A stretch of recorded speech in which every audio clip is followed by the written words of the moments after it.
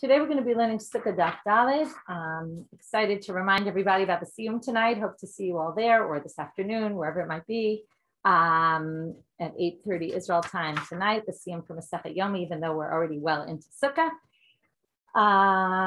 Okay, so we're going to start with our dedications for today. Today's Daf is sponsored by Devorah Ashem Weiss in New York City in honor of the recent graduation of Racheli Weiss-Bergfeld from Bar-Ilan University. Mazel tov, Racheli, Dad and I are very proud of you.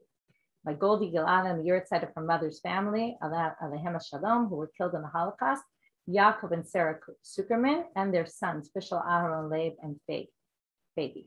And by an anonymous sponsor for Refuah Shlema to Ariyah, Rachel Miriam Bat Malka. Okay, so we're learning Sukkah Daf Daled today. We're going to start at the bottom. We're going to look at a lot of pictures. I'll just remind you, there's pictures from Masechet Sukkah. Okay, it's very similar to Eruvin. We're going to see a lot of parallels between Eruvin and Sukkah, a lot of concepts we learned there. And the pictures are really, really helpful. So on our site, you can find the links to the pictures. When I upload the podcast, also in the details of the podcast, you can find both the links to the study guide that I try to put up on a daily basis and the pictures when there are pictures. So today we're going to have a lot of pictures, and I'll also share screen. So if you're looking at the video, it'll be helpful. You can see them as I'm teaching. Okay, starting from the bottom of Gimel Amud Bet. What we're going to have today, we talked about that the maximal height of a sukkah is 20 cubits, or at 20 cubits. Already the rabbis say it's disqualified. It's no good. We saw Rabbi Yehuda permits this, but we're not dealing with Rabbi Yehuda anymore. We're dealing with just with the rabbi's opinion that above 20 or at 20 cubits, it's no good. So now the question becomes, is there a way to fix it? This is where we have the whole thing. Why didn't the Mishnah tell us how to fix it? Now the Gemara is going to say, well, I'm going to tell you how you can fix it or how maybe you can't fix it. So the question is, can we somehow, obviously, if you lower the walls and you lower the schach, that's the obvious way to do it, but that's not always so easy. Maybe there's a way that you could raise the floor of the sukkah and have less than 20 amma, or lower the ceiling, right? Lower the schach in a way without actually physically lowering the schach. So let's talk about it right now. We're going to go through a number of cases. Some of the cases we're just going to say, and some of them we're going to go more in depth and ask some questions about.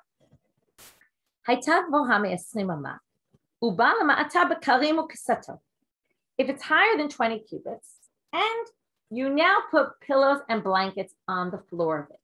Okay, so you basically make a floor out of pillows and cushions. I was thinking in my house, right, we're coming off of Shabbat here. Every Shabbat, okay, it's the summer now, it's very hot, but it gets freezing in the house with the air conditioning. Kids bring down blankets on Shabbat because they all hang out in the living room and they bring down piles of blankets. So this is what I think in my head when I think of, oh, let's bring piles of blankets. And what we're going to talk about is, what if you intend for them to be there all of the holiday of Sukkot? So you put them on the ground and okay, we're going to see, lo havim, okay, this doesn't work. Even though, even though you intend, you nullify it. What does it mean, nullify it?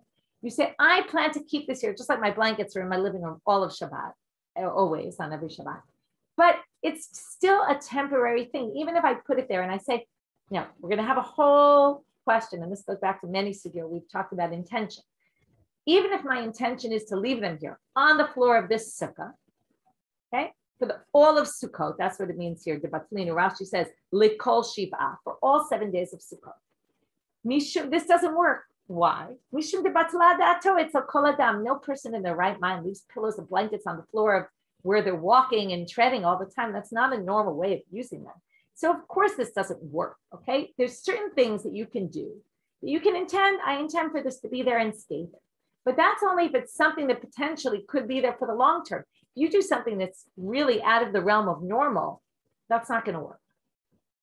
But Tevin ubitzlo, if you took straw and you said, I'm leaving this here for all of Sukkot, and you put straw along the bottom of the floor of the sukkah, havimi, that works.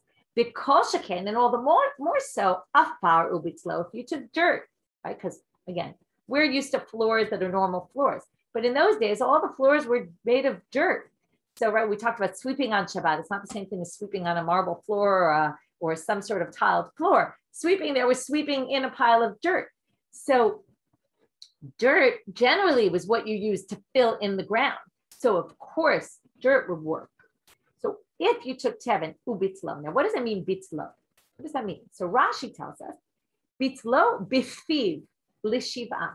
You say in words, and this is very interesting because this comes up many, many times. There's a machlokah between Rashi and other commentaries on in this area, in Pigul, when we talk about Pigul, the whole thing, if you remember, we learned about this, which is if you have intent when the Kohen is doing the sacrifice, and as he's slaughtering, let's say he has intent, he's going to sprinkle the blood in the wrong time, he can mess up the korban. What does it mean he has a thought? Is it just in his head? Or does he have to express it in order for it to mess up the sacrifice?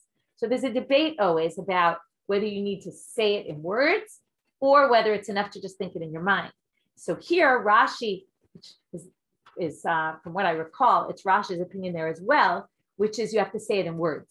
Okay, so bitlo here would be to say it in words, although not all the commentators agree with it. Some of them say no, even if you put it down there with the intent, okay, which is going to be a little difficult with the next line. We'll have to draw some distinction between that and the next case. But even with, if you nullify it without actually saying it in words, it might be sufficient according to others. But let's assume Rashi right now. So you took this tevin and you nullified it and you said, I plan to leave this here for all of the holiday. So that is mute. That means that you have now lowered the 20 cubits because you've raised the floor.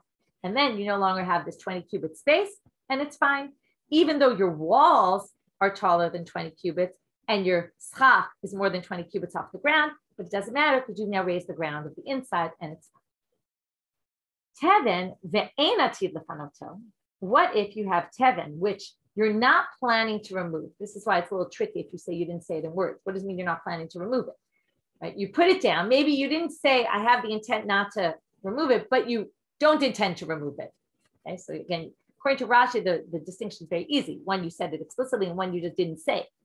According to the others, you have to figure out exactly what the distinction is, but let's just go with it. So you put down straw, and you're not intending to remove it. Or a far stam, or you just put down dirt, and you didn't say what your purpose was. You didn't say, I'm planning to leave this here, or not leave it here. We don't know what you're planning to do. Machloket Rabbi Yossi Rabbanan. The assumption is, as I told you, afar is more likely you're going to leave it there because that's what their floors were made of, as opposed to straw.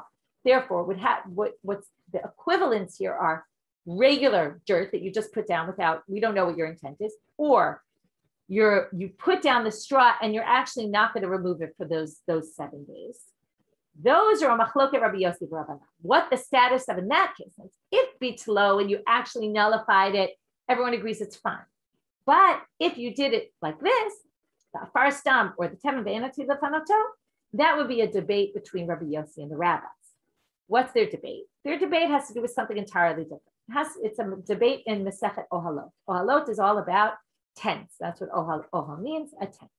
What's a tent? A tent has to do with the halachic ramifications are for a dead body or part of a dead body that's inside a tent. Has tumah, right? It makes, now, how does it work? How does tumah work? There's 2 different ways tumah works. If there's no tent over it, and you have a dead body or a kazayit, at least an olive bulk of a dead body, then the tumah goes all the way up. It doesn't go out to the sides. It just goes up. This is the issue with airplanes and kohanim being in airplanes that go over cemeteries. So it goes straight up. If you have a tent or a covering over it, then what happens is the tumah fills up that whole space. Right? In which case, it's going to go also to the sides. So there's a big chumrah here, which is going to go and make things tameh also to the sides. But it's got a certain leniency, which is that it only goes up to the roof, whatever roof is over it. Once it goes beyond the roof, it doesn't go up anymore all the way to the sky because there's a roof blocking it. But this whole law of oil only works if, right, what does it mean? It kind of, the tumah fills up the space. There has to be space to fill up. There has to be what we call a halal tefach above the dead body. There has to be at least a handbreadth of space above the dead body, between the dead body and the ceiling. If there isn't that space, then there's really, you can't say the ohel, okay? In order for ohel to work, has to have a space between the dead body and the ceiling. If there's no space, then it's as if there's no roof and the tumah goes straight up and it doesn't go to the sides, but it does go straight up through the roof. It's as if the roof doesn't stop it. That's called tumah ritzutza, and it's a halacha l'moshe misina. It's an oral tradition. You're going to see 3 things today that are oral traditions. We just kind of, because there are these halachic traditions called halacha l'moshe misina, which means it was passed down between Moshe, from Moshe at Sinai, it just wasn't written down. okay, which I'll just already say, it's not so clear that they were all passed down literally to Moshe, but it's something in between what we call Deoraita and Derabanan. It's a stronger Derabanan. It's a rabbinic tradition. It's not written down in the Torah, but it is, so it's not a Deoraita, a Torah law, but it's also not really just a Derabanan. It's something that was passed down, and often we don't even understand it, where it comes from. It's just this tradition that we've received. So that's the tradition. It has to have a halal tefach, otherwise it's tumor ritzutza, and it goes up all the way straight. So here comes the Mishnah, and here we're going to see the machloket Rabbi Yossi and the rabbis. It says in Masechet Ola. By the way, if you look in Ola and you try to find this, it's actually worded differently than the Mishnah there. Just so you should know. Sometimes that happens where the Gemara paraphrases a little bit the Mishnah. It's not so common, but here, if you try to look there, you'll see it doesn't appear word for word. We filled it with straw or little pebbles. The assumption here is that the little pebbles are just like afar, like dirt. So that's kind of what the ground is made of. So if you filled it with straw or afar, meaning you took the entire house, you have a dead body there, and above the dead body, it's full, meaning there's no halal tefach, right? There's no space because you fill the entire house with dirt. Let's say you put a mound of dirt or pebbles or straw, and it's full to the top. Okay, or there isn't, maybe there's a little bit of space, but not a whole handbreadth of space. Ooh, now, what's the issue? Is this here permanently or temporarily? If it's here temporarily, then so what if it's filling up your house? Okay, imagine, okay, let's just give an example. You filled up your house. I've seen this happen when people can do this. It's not common, but a party or something, they fill up all the house with balloons. Right? You can imagine balloons stuffing your entire house and there's nowhere to move. But those balloons are going to soon shrivel up and lose their helium, and they won't fill up the space in your room. So that's temporary. If it's temporary, then we still view it as if there's a halal tefach, because we view it as if it's not really here because it's temporary. But if it's permanent, then it basically means your house is full and there's no space. So you could theoretically have no space, and yet it will be space, because if it's something that's just temporary, then we view it as if it's not really there. So now the question becomes, it's going to be the exact same question. Is it permanent or is it temporary? How do we view it?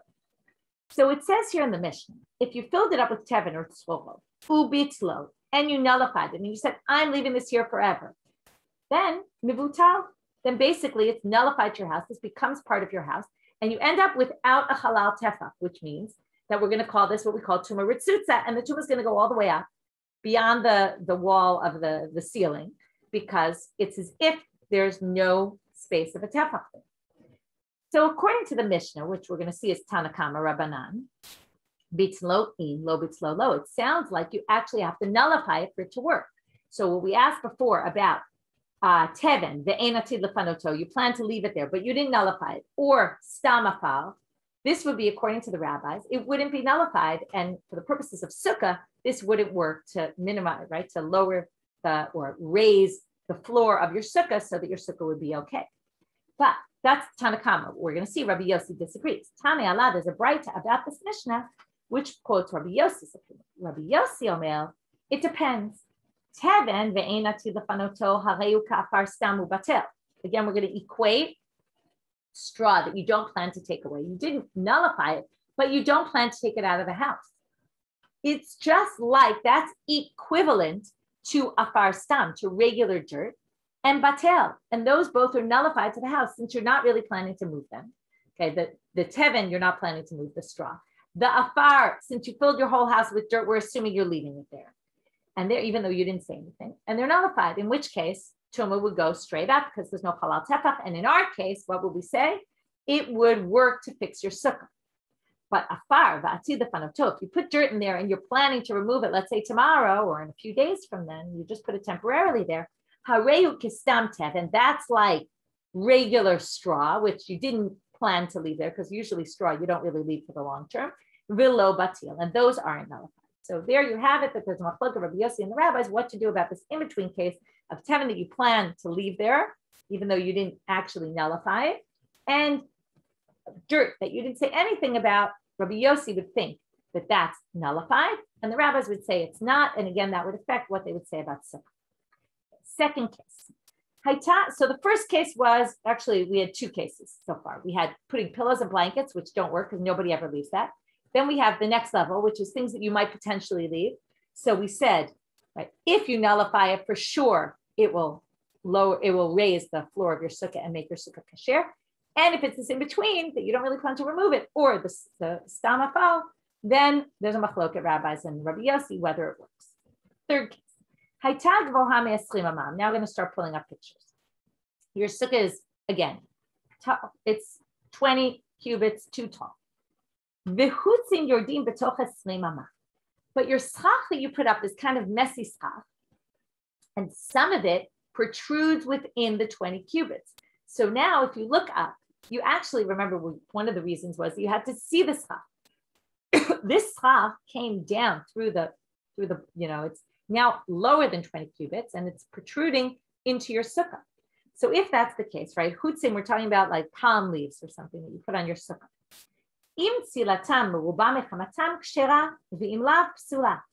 The schach that protrudes under 20 cubits, it depends. If, let's say you were to, again, a lot of today is going to be imagining.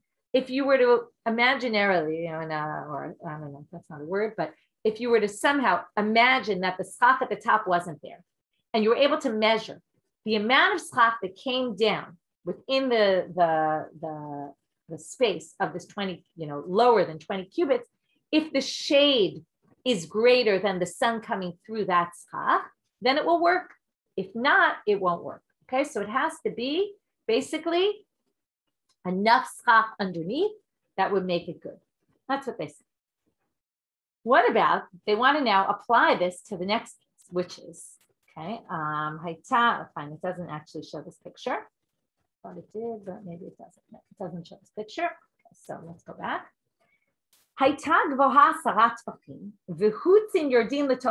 What if we take the reverse case? We're now building a sukkah that's really short, but it's got the minimum height, 10 tefachim. Okay, try to imagine. This is a really hard sukkah to imagine. 10 tefachim high, 10 handbreadths. Okay, really short. But since 10 handbreadths, which we'll see at the end of today's daf, although likely we'll leave it all for tomorrow, the very end of today's daf, which talks about the height of 10 tefachim and where we get that from, that that's a mechitza. We've learned this also in Masechet Eruvin and Shabbat, how 10 tefachim is the height of a minimum wall. Therefore, also in sukkah, soon as it's 10 tefachim high, your sukkah is good. What if you had the hutzin in your sukkah that's 10 tefachim? So hutzin, your din l'toch hasara. You now have, again, these palm branches from your schach are protruding into your teeny little height of your sukkah. So Sava Rabbi Lemema, Sever means he wanted to say, which we'll see, some rabbis didn't disagree with him. Abai wanted to say, he wanted to apply the same logic as the previous case. If the amount of sun that's coming through is greater than the amount of shade from those parts that are protruding within his 10 tefachim, then we don't call that schach, in which case it's as if it's not there and it's okay. And it's as if your sukkah is at a height of 10 tefachim, which then would be fine. Amale Rava, hadira schuchai, ve'en adam dar b'dira schucha. This is a ridiculous kind of house. First of all, 10 tefachim already is really short. But if you're going to stick if palm branches are going to be in, palm leaves are going to be inside your sukkah, and at a height of 10, you can't possibly live in this space. The whole idea of sukkah, and this is going to be the theme of today, which is how much of sukkah is looked at as strict halacha and what constitutes a wall, and the same thing definitions that we have in Shabbat and Eruvin. Or sukkah maybe has its own definition. Do you need a place to live? You need a living space. Imagine you have a living space with branches in your face. You can't possibly live at such a low height with branches in your face. So that's not going to work. And Rava says, I think you're crazy that you think that this is good. Next case. Now we're back to the 20 cubits, and we want to try to figure out other ways that we could lower or raise the ground, really, which would lower the height. Okay,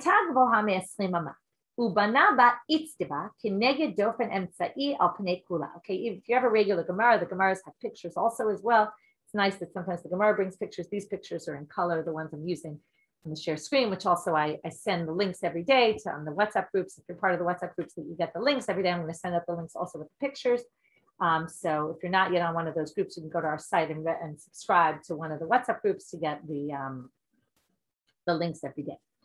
So if it's taller than 20 and you built a step, but a step that extends all across one of the walls, okay, and It extends the whole wall of the middle wall, which means that it's touching all three walls. Now remember, what you really need is three walls.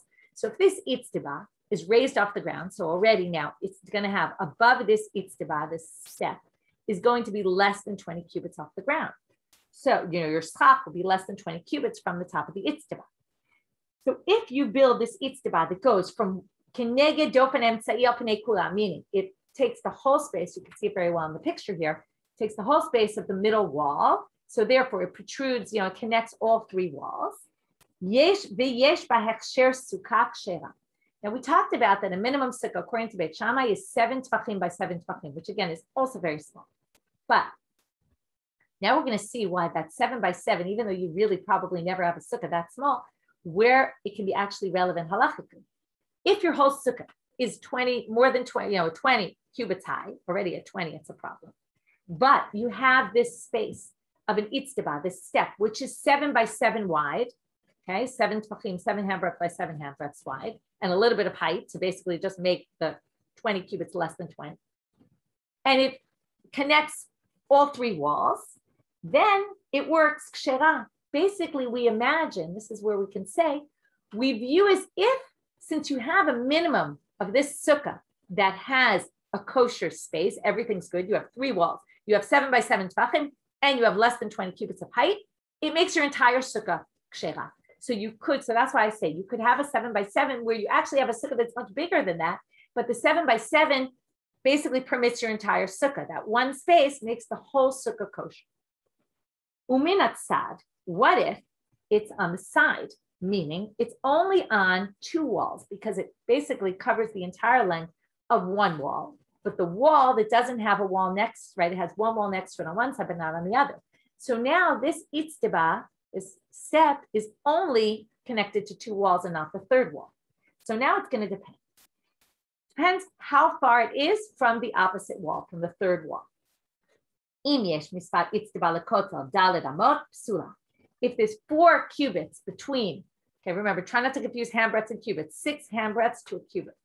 If there's 4 cubits between that itztiba and the wall, the opposite wall, it's psula.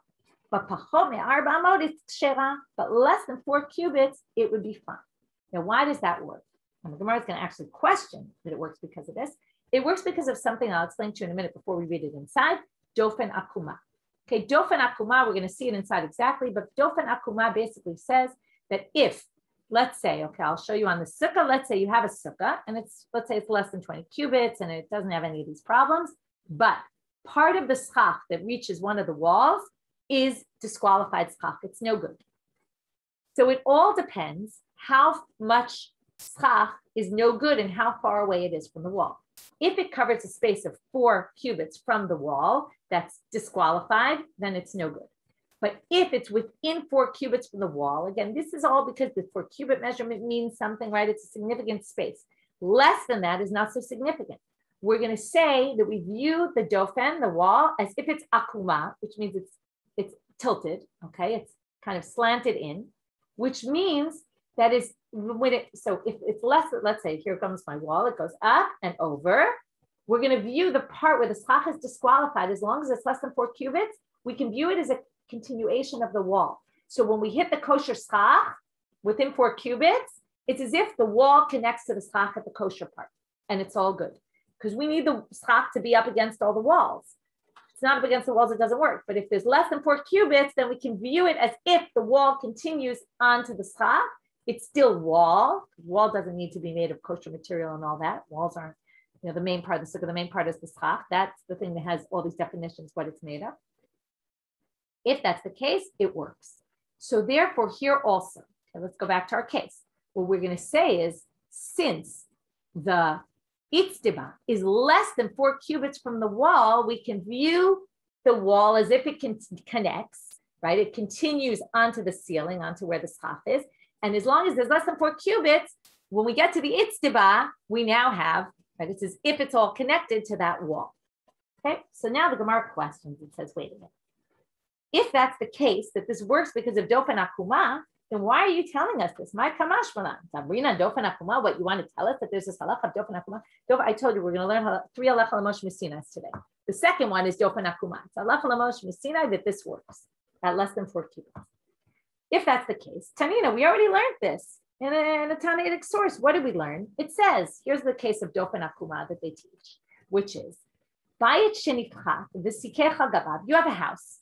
Now you can turn your house into a sukkah as long as you take off the ceiling, let's say, of your house. You get rid of the roof, and then you put schach on top of it. So let's say you have a house that ends up with a big hole in the middle of your house, in your ceiling. V'sikech al gabav. Okay, picture number 22 in the Maorot HaYom. You put schach, so according to this picture, it's in the center of your ceiling, not next to the walls at all. You put schach on top of it. Okay, so you have this space, and you put schach on that empty space. Does this work or not? So, if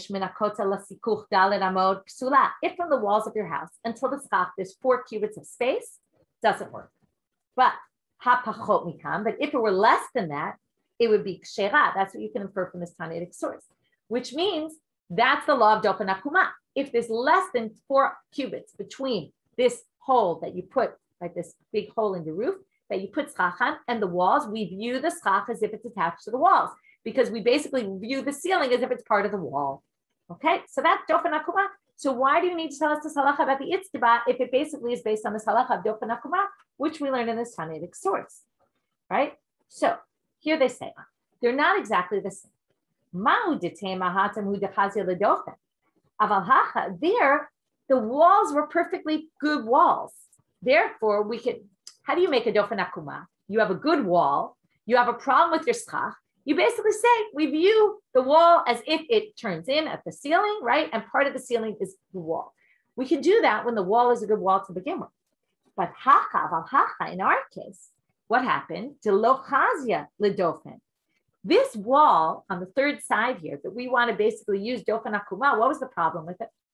The wall was too high. It was 20 cubits high. That doesn't work as a wall for a sukkah. It's too high. Maybe dofen akuma wouldn't work if the wall is too high. We want to make it work so that we can say it's as if we lower, right? We raise the floor. We don't have floor there actually, but we have floor right nearby. And since it's less than 4 cubits, we can combine them and say dofen akuma and view this dofen as if it goes over to there, which means that when it gets to there where the schach is, the itztiba is existing and therefore already there. It's less than 10 tefachim, less than 20 cubits, and we're good. But you might have thought it doesn't work when the dofen isn't a good dofen because the dofen's too high, the wall is too high. But kamash malan, that's why we needed to tell you this halacha that it works also here. Even if the dofen isn't a good halachic dofen because it's too tall, it will work. You can use the law of dofen akuma to basically raise the floor. Okay, so even though there's no floor on that side, if it's within 4 cubits to get to the itztiba from that wall, we can use the laws of dofen akuma. Okay, next case, it's going to be a similar kind of thing. Again, it's 20 amot high. Now, instead of putting the itztiba, this step, up against a wall, it's in the middle of the sukkah, not attached to any wall. Again, we're going to say, if there's 4 cubits between this itztiba and all the walls, no good. But if it's within 4 cubits of all 3 walls, then it will work because of, again, dofen akuma. To which the Gemara asks, again, our question, my kamash manan. Dambrina dofen akuma, what you want to tell us, the dofen akuma works in this case? Hainuhach, it's exactly like the previous case. We just learned that dofen akuma works. So again, they're going to say, no, you might have thought it didn't work here. Why? This is different. Maybe you could only use the dofen akuma principle when it's one wall. Here we want to use dofen akuma on all 3 because the itztiba is in the center of the sukkah. And we want to say, as long as it's within 4 cubits of each of the walls, it will work. Maybe it wouldn't work. You can't use dofen akuma for 3 walls. Kamash malan, this comes to teach you that it actually does work. Next case. We're now back to the minimum height. You have a sukkah that's too low, okay? It's 9, let's say in the picture you see, it's 9 handbreadths tall. Now, this is going to sound familiar. We also had this in Eruvin. Now, I skipped a few words. You dug down into the ground, right? It's on the ground. You dug into the ground another cubit, right? It could have been your walls were 8 cubits and you dug, 8 handbreadths, and you dug 2 handbreadths down. Sorry, I confused cubits and handbreadths. We're talking about 10 tefachim here, 10 handbreadths. So it's not 10 handbreadths, but you dig into the ground. Right now, here you can see from the picture, you dig it more in the center of the sukkah. So the question is, right, if you dug it up against the walls, for sure you'd be lowering the ground, in which case you're raising the walls. Okay, but what if it's not up against the walls of the sukkah? So how close does it have to be to the walls in order for this to work, to basically say we now have 10 tefachim of height in this space? So im yesh misfat chakaf v'lakotel shlosha tefachim psula. If it's more than, or it's actually 3 handbreadths, okay, again, it's very different than what we just had of 4 cubits. 4 cubits is 24 handbreadths. If you have less than 3 handbreadths, it has to be less than 3 handbreadths away from the wall for it to work. Okay, and what does that work on? What principle? The principle of levud, which is another halacha l'Moshe Messina, which is a tradition that says that anything less than 3 handbreadths away from something is considered as if it's attached. So if this is within 3 handbreadths of the wall, we view it as if it's attached to the wall, as if you dug directly up against the wall and you lowered the wall. So again, you lowered not the wall, you lowered the ground, which then meant that you had a taller wall. So if it's pacham shlosha tefachim, kshira. So if it's less than 3 tefachim away, it will work. If it's 3 tefachim or more, it won't work anymore.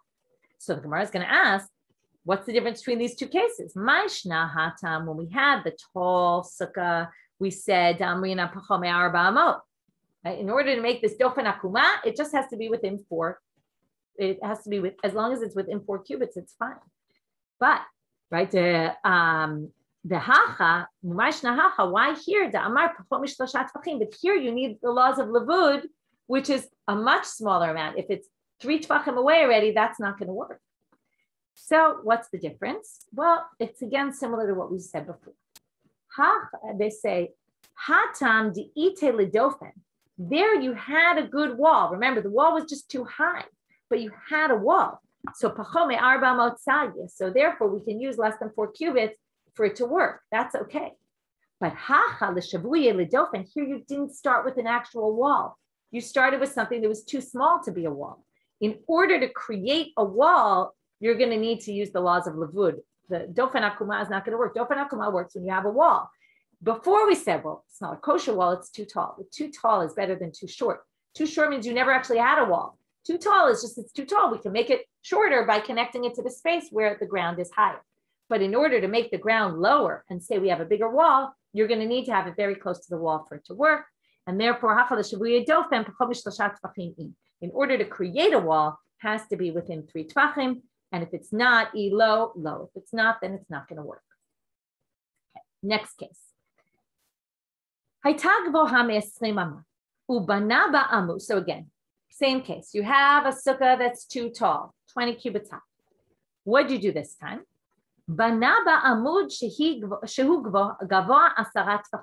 built a pillar in the middle. Now, pillar, right? It's filled in.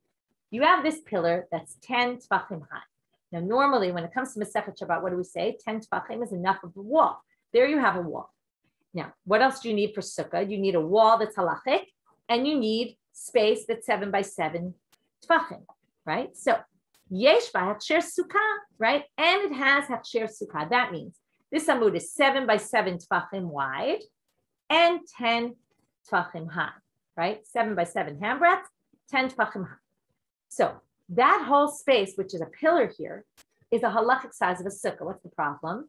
Well, it's not connected to the schach. The schach is way above it. So Savar Abai Lamema. Abai wanted to say, and you might remember this from Masechet Eruvin and Shabbat, good asik machitzta. I don't know if it comes up in Masechet Shabbat, but it definitely comes up in Eruvin, which is good asik machitzta means we imagine the walls go up. In other words, we have halachic walls here, we have halachic size of a sukkah. The problem is we don't have the walls connected to the roof. So we imagine, good asit mechitzta means we imagine the walls go up. These 4 walls around this pillar, we imagine they go up. You see they put a chair here, right? You can sit in the space of this halachic sukkah because it's got the 7 by 7, the space that you need. You can't sit in the pillar because it's a pillar, right? It's not hollow. But We imagine them as if they go up all the way to the schach. You now have raised the floor, your chair or whatever it is, you can sit, you can put your table there on that space. And therefore you can imagine as if they reach the schach, even though they don't. And then again, just like we had the itzibah fix the problem for part of it, and that would fix the problem for the whole sukkah. Since we have a minimum sukkah here, we can stretch it and say the whole sukkah is fine, right? We can view the whole sukkah as if the whole sukkah has a height of less than 20. To which Rava says, Amalei Rava, what are you talking about? You can't take this concept of good asik mechitza and view imaginary walls from Shabbat and apply it to sukkah, because be'ina mechitzot anikarot v'leika. In a sukkah, you need walls. The sukkah is meant for living in. You can't live in a space that has no walls. This space that you want to create as your living space on top of the pillar has no walls to it. It's true you have walls farther away from you, but these are your halachic walls. Those walls are too high. So if you want to make this space work, you can't because it's missing walls. Okay? This is a very interesting question about whether good asik mechitza works for sukkah or doesn't work. Okay, now that we got, until now, the Gemara was basically bringing case after case after case of sukkah that was too high or maybe too low, right? And how can it possibly be fixed? Now that we brought up this thing about good asik mechitza, and Rabbi basically says this pillar thing doesn't work. It's not a good solution. So now the Gemara is going to bring a whole bunch of other cases about a brightot, about good asik mechitza and whether it works for sukkah or not and how it will work. So let's go to our next case. Tanu Rabbanan. So it's not exactly a continuation of all these other cases, but now we're bringing brightot. Until now, this was just the Gemara talking, bringing different cases, and now they're quoting something from the earlier time period where the Mishnah was written about a case. Na'at arba'a kundisim. You put in 4 beams on top of your roof. Okay, we're going to see in a minute that it's on top of the roof. V'sikech al gaban, and you put schach on top. So you put down 4 poles, and you put schach on top. What are you missing? You're missing walls. So what do we say? Rabbi Yaakov machshir v'chachamim posim. Rabbi Yaakov says this is good, and the rabbis say this is no good. So Amar Rav Huna, machloket al sfat hagag. Rav Huna, there was going to be a machloket Rav Huna and Rav Nachman about what exactly they disagree about which case. Rav Huna says it's exactly as appears in picture number 26 here. The machloket is when it's on the edges of your roof. You put the 4 quarters on the edges of the roof of your house, and right, imagine you have a flat roof. De Rabbi Yaakov Saba Amrinan good asik mechitza. Again, we're going to use good asik, and this is where we started in Eruvin. When you have something on your roof, and you want to view as if the walls of your house can go up. So you have this open space, no walls, but the walls of your house can be viewed as if they imaginarily go, again, that's not really a word, but they go up an imaginary way. So we can view it like that. So their machloket is al sfat hagag, but aval be'emtza hagag. But if you put this 4 poles in the middle of your roof and it's not attached to the walls on the side, it's not above the walls of your house, it's in the center. So there's no walls to talk about. Be'emtza hagag divrei kol psula. Everyone's going to say this doesn't work in the middle of your roof. Because how could you say good asik mechitza here? There is no mechitza because you're in the middle of nowhere. Rav Nachman disagrees and says, no, be'emtza hagag machloket, the debate between them is actually in the middle. In that case, Rabbi Yaakov's going to say it's okay, and we'll have to see on what basis. And the rabbis say it's not okay. But now, the question is, what's the but? Does he say they only disagree in the middle? And that's going to be the next question. When Rabbi Nachman said be'emtza hagag machloket, did he mean be'emtza hagag machloket aval al sfat hagag divrei kol ksheha? The machloket is if it's in the middle of your roof, but if you put the poles on the edges of your roof, everyone would agree, good asik mechitza, and it works. And then you'd say good asik mechitza works according to everyone in Sukkah, different from what rabbis seem to be saying. O dilma bein bezel machloket, or maybe their machloket is both in the middle of the roof and on the sides of the roof. And the answer is take, but we don't really know what Rav Nachman thinks. Now we're going to go back to Rav Huna. If you look at the chart on the sheet, it'll help you, and then you can look easily at what Rav Huna said. Rav Huna said, the machloket is this first case, when you put it on the edges. Does good asik mechitza work or not? That's the machloket. In the middle of your roof, nobody thinks it will work. So now we're going to bring a difficulty from a braita on this opinion. What if you put these 4 poles on the ground? Now, if you put them on the ground, okay, what's that similar to? It's like the middle of the roof. So we're going to see Rabbi Yaakov machshir, the chachamim poslim. There's a machloket if you put them on the ground. Now, ha'eretz, putting them on the ground is Tike'emtza Hagagdami. It's like the middle of the roof. And what do you see here? Kamachshi Rabbi Yaakov. And it's a machloket. Rabbi Yaakov still thinks it's good. So that would disagree with Rav Huna, who said that in the middle of the roof, everyone agrees it's no good. Here, it seems there's a machloket. So Tiyufta to Rav Huna, Tiyufta, that's really a difficulty on Rav Huna. Furthermore, they're going to try to derive something from this source, which we're going to say not necessarily, but first they're going to say so. The fact that they brought this case of Ba'aretz, that they disagree on that, it sounds like they only disagree if it's in the middle of the roof, or in the case in the Bright, it was really on the ground, which is like the middle of the roof. But you would assume, since that's the machloket, you would assume asfatagag, if it's on top of the roof and up against the walls, flush against the walls, everyone would agree that it works. And that again goes against Rav Huna. Maybe this source disagrees with Rav Huna in two, both on the case of asfatagag and on the case of be'emtzagag in the middle. But they say no.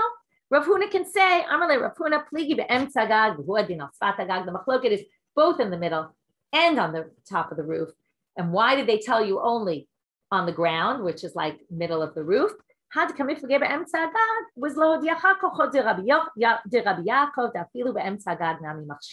It was to show you how permissive Rabbi Yaakov is, that even when it's not, that it's obviously on the roof of the Gag, he thinks it will work. And the rabbis think it doesn't work because of Gudas Mechitzta. But even when it's on the ground, he still thinks it works. Now, when it works on the ground or in the middle of the roof, it has to work for some other thing. And that's what we're going to see right now, which is the next case. Tanu Rabbanan. So now I'll bring up the pictures again. Na'at arba'a kundisim ba'aretz v'sikech al gaban.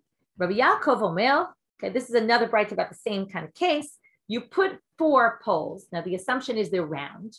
Okay, these rounded poles, beams. You put these on the ground, and then you put tzchach on top of them. Now you would say, right, it's clearly missing walls.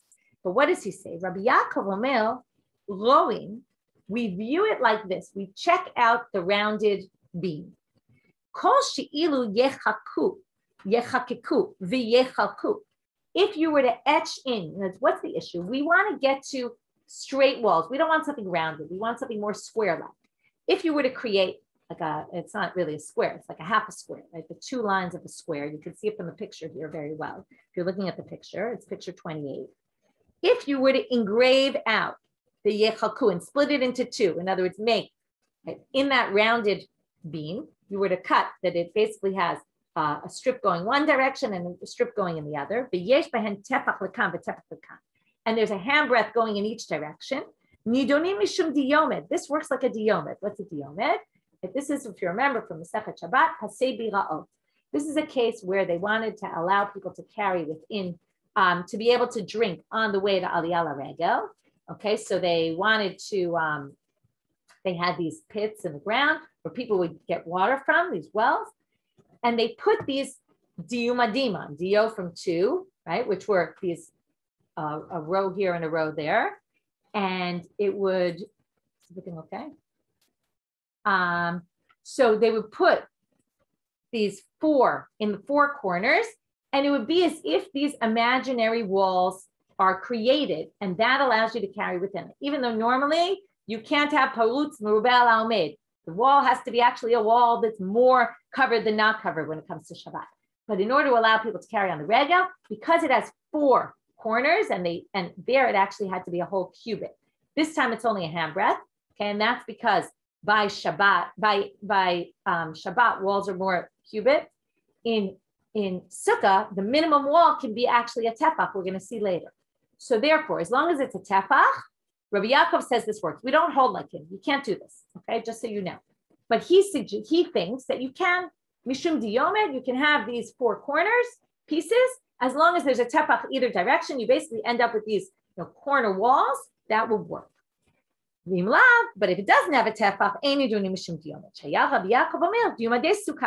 the diyomed of a sukkah is a tefach. That's as opposed to on Shabbat. You need it to be a cubit. The rabbis say, he says, no, this doesn't work for sukkah. You need 2 full walls, and the 3rd one to be a tefach, but you can't do this diyomed thing. It doesn't work. So what do you see here? Again, we're trying to, so then it sounds like the machloket between them has to do with, can you use these corner pillars and count them as if we imagine 4 walls to be there? And again, we go back to what we said before, that Sukkah, like Rava said, Be'ina mechitzot ani karot. Sukkah is not the same as Shabbat. Now, on the one hand, we're learning many, many things from Eruvin and Shabbat. On the other hand, we're saying no, but Sukkah has its own definition. We need a place to live. A place to live is not where the walls are fully open. Okay, I'm going to end with one thing that's interesting about this. I'm not going to continue. We'll start with the 10 Tefachim, and they get it from the Mikdash, and we'll learn all about that tomorrow. It really just starts on the end of the page, so I want to leave that. But what I want to leave you with is this interesting machloket about between the Ran and others. The Ran, based on the Rif, basically says, based on our Gemara, there's no concept of good asik mechitzah by sukkah. This is a very fascinating machloket, because good asik mechitzah means we imagine, right? You can have a mechitzah, and we imagine as if it goes high and blocks off, right? He says this doesn't work for sukkah at all. It's a principle we learned about in Eruvin. Doesn't work for sukkah. You can't have such a thing because sukkah needs real walls. Others say no, it works, but it works when you have already 10 tefachim, a real halachic wall, and then it can work. So when would that be relevant? We actually saw this in yesterday's daf and the day before. What if you have a wall that doesn't reach the schach? Why does that work? Because doesn't your wall need to reach the schach? Doesn't the schach need to be up against the wall? So there's actually a debate about this. The Ran says your schach does not need to reach the wall. Okay? Your wall doesn't need to reach the schach. As long as you have a halachic wall of 10 tefachim high, doesn't matter if it reaches the schach. But those who disagree and say good asik mechitzah says the reason why your wall doesn't need to reach the schach is because of good asik. Once you have a halachic wall, you can view it as if it goes all the way up. You do need a wall. It's just that we can use this imaginary wall. But the Ran thinks, no, you just don't even need the wall. You need a halachic wall. And then you need the schach, and they don't have to be reaching each other. And he thinks good asik doesn't work ever for sukkah. So there's a debate about whether good asik works if you already have 10 tefachim. And right, Rava said not with the case with that pillar. That was a weird case. But in a case where, let's say, your walls didn't reach the schach and they were actually good walls otherwise, would that work? Or maybe you don't even need it, and then you wouldn't need it. So that's just an interesting machloket, a side thing. Anyway, we'll end here for today. We'll pick up tomorrow with, finally, if you remember in Eruvin, right away when we started, we connected the 20 cubits with the Mikdash. Here, they didn't connect the 20 cubits with the Mikdash for some reason, but they are going to connect the 10 tefachim, that height with the Aron and the Kaporet. If you remember, it was 10 tefachim high. We'll talk about that tomorrow. So have a great day, everyone. Shabbat Tov and Chodesh Tov.